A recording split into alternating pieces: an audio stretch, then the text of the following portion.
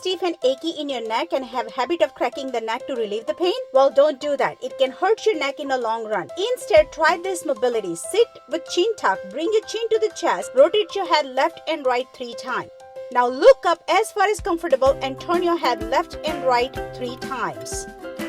Next, sit tall, chin tuck, bring your ear to the shoulder by side, rotate your head up and down 3 times. Last one is turn your head as far as you can and then bring your chin to the collarbone 3 times